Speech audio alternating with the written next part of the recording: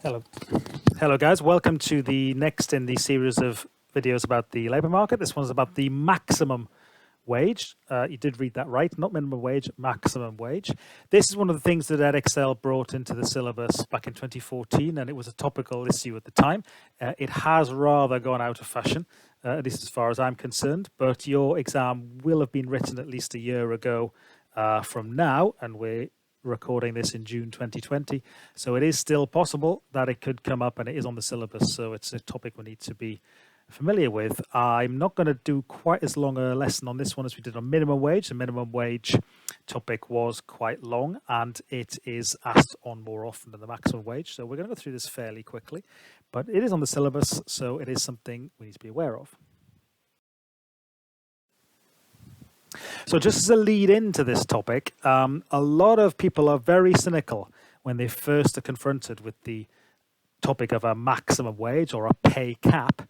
So it's often good just to have a look at this graph here, just to get some context about a maximum wage or a pay cap. Now, Jeremy Corbyn, when he was Labour leader, did talk about having an executive pay cap in the UK. The argument has been criticised by a lot of economists, but there is a counter argument too, and this graph really shows it. So the yellow line is the wage rate or the pay of all full-time employees in the UK between 2000 and 2014. Notice this is in index numbers, so it's not that everybody was paid the same in 2000. This is just looking at the trend in wages for different groups. So the yellow line shows that pay has gone up by around about 50% in that period, 2000 2014, for all employees.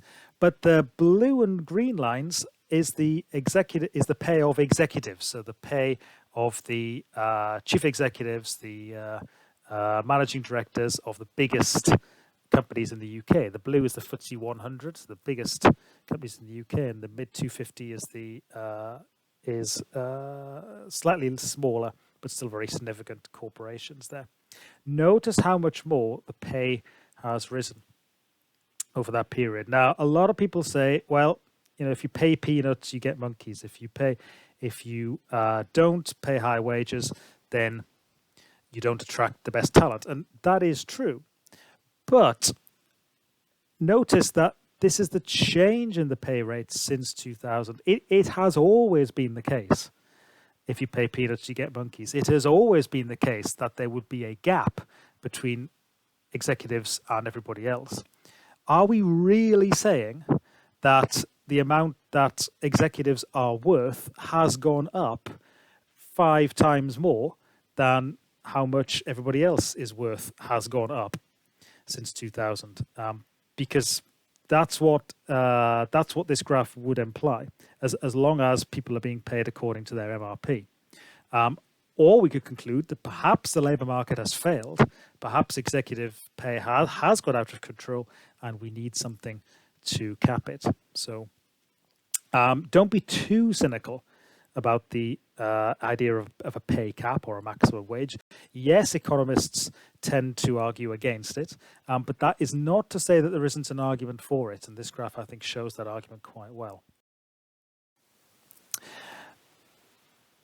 Again, what this graph shows us is since 2007, and nothing has changed in the interim between when this graph was done, which was 2017, and today, 2020, productivity is pretty much flatlined in the UK.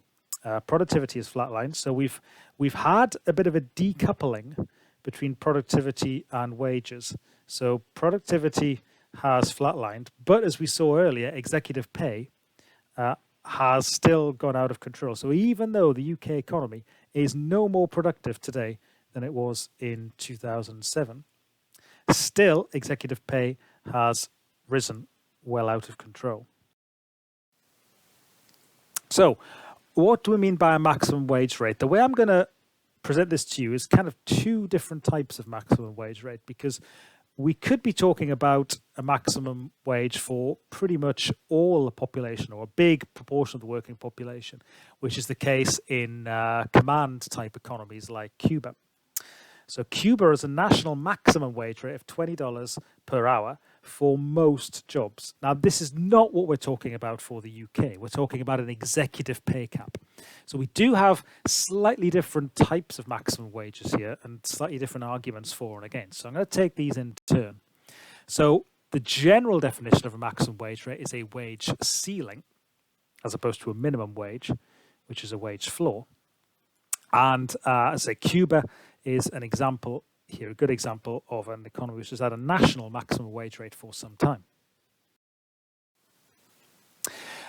The UK is a little bit different. As we said, it would be an executive pay cap. We'd be talking about capping the very highest paid workers. We wouldn't be talking about a maximum wage rate for the majority of the population, so it is a bit different.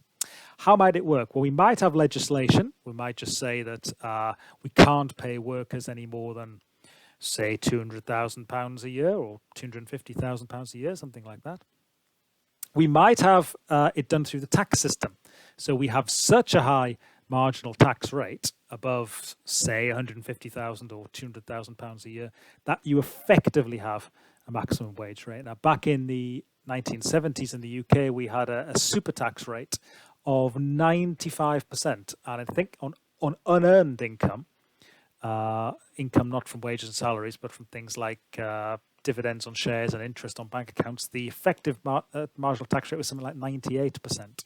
So that would be very similar to an executive pay cap. You'd have a de facto maximum wage rate if we set very, very, very high marginal tax rates. And what Jeremy Corbyn was proposing was actually a pay ratio maximum, so a maximum gap between the lowest paid and the highest paid. So Corbyn pushed for a 20-to-1 pay ratio, so nobody in an organisation should be paid more than 20 times that what the lowest paid worker was worth. John Lewis voluntarily has something similar to this, although the cap is rather more generous. It's 75 times pay gap there. So that would probably be the most likely. Or was looking like the most likely when it looked like Labour might come to power. So if we take a Cuban-style maximum wage rate, then the wage rate, the wage ceiling, would be below the labour market equilibrium. Remember, the minimum wage is above the free market equilibrium. The maximum wage is below the equilibrium. So it's the opposite way around to a maximum wage. Standard economic theory tells us that if we impose a maximum wage of W max, there'll be an expansion along the labour demand curve. Profit-motivated businesses will demand more workers at a lower wage rate, but there will be reduced incentive to work. The opportunity cost of leisure will go down. So there'll be fewer hours of labour offered by workers. So quantity supplied of labour contracts to E2. Quantity demanded of labour expands to E1.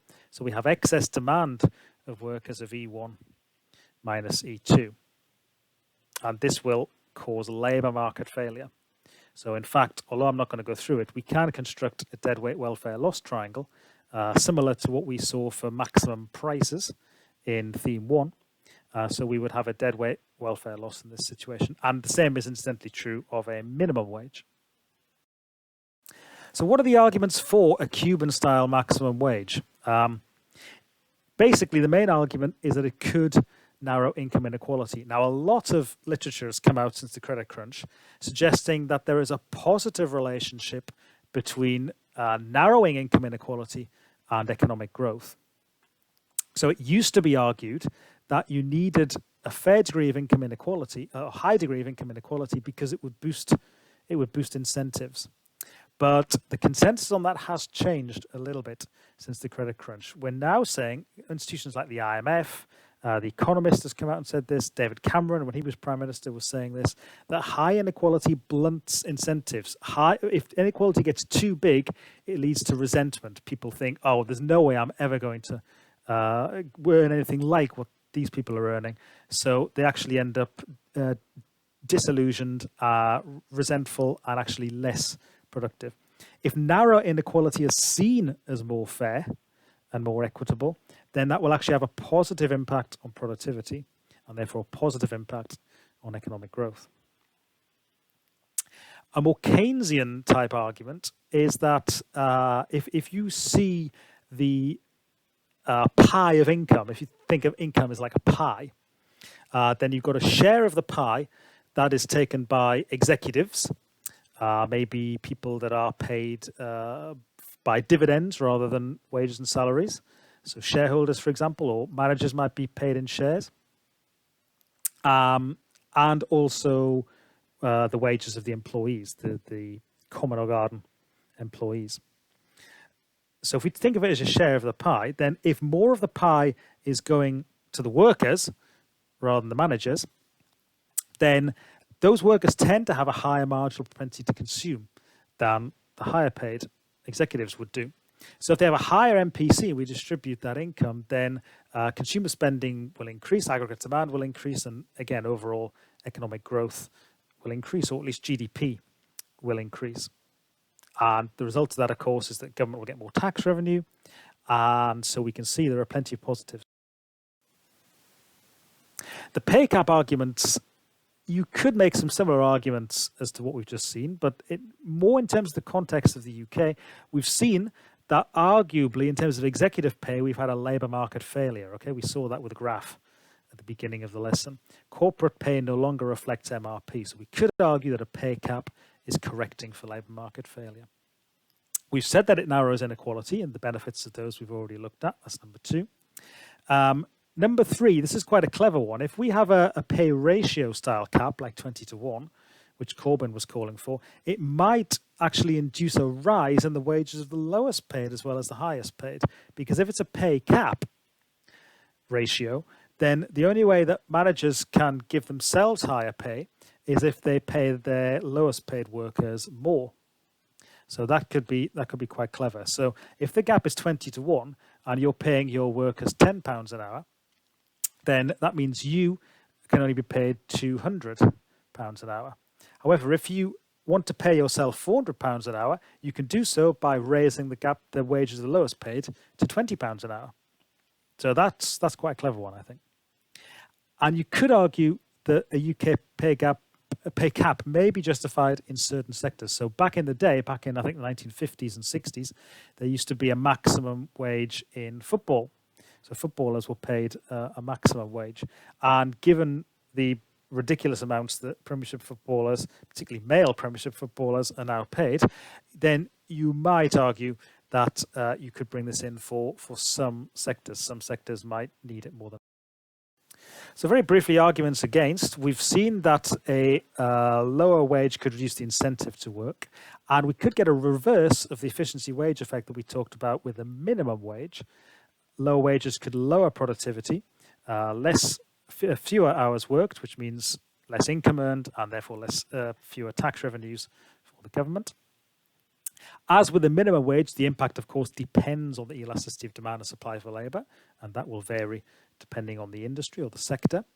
We might have government failure. Do we have a cap that is too generous? Do we have a cap that is not generous enough? Certainly, the Cuban minimum wage, the Cuban maximum wage is pretty low.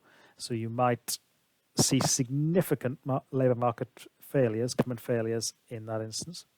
And of course, how do you actually enforce it? We didn't actually cover this point with the minimum wage, but it's true for both minimum and maximum wages that there are costs involved in the government chasing up organisations that don't enforce the rules, and plenty of workers still are not paid the minimum wage in the UK, even though they should be. And there's no reason to suggest the maximum wage would be any different. Executives might still be paid a higher wage, even if it's illegal not to. And of course, they may try and get around the laws. Human ingenuity tends to find a way around it. So would you be paid abroad, for example, or would you change where you live or get your pay paid to somebody else? Or if it's a wage cap, then would you pay yourself in dividends? There would be, whatever law was introduced, there would be a way of finding a way around it. And of course, what we know about the very highest paid is they tend to employ very clever accountants to find ways around the law in terms of paying taxes, for example. And there's no reason to suggest that that would be any different if we had a maximum wage. So how would you actually enforce it? Okay, very briefly, arguments against UK pay cap. You could argue that the graph we looked at earlier is not indicative of labour market failure. The fact that executive pay has gone up so much more than regular pay. Because profit-motivated companies, profit-maximizing companies, wouldn't pay their executives such high pay if they weren't worth it. Why would they? Higher wages means lower profits. So why would you pay executives high pay if they weren't worth it as a profit-motivated business? And the final argument is, of course, we could get a brain drain. So talented managers may decide to move abroad to jurisdictions where there's no pay cap, and that could negatively impact on UK productivity as well. The other arguments against UK pay cap, you could also bring in the arguments against the Cuban style cap on the previous slide. I think some of those arguments would apply in both cases. Okay, hope that was all right, guys. That's your maximum wage, probably well more than you need to know for the exam, and I'll see you for the next video.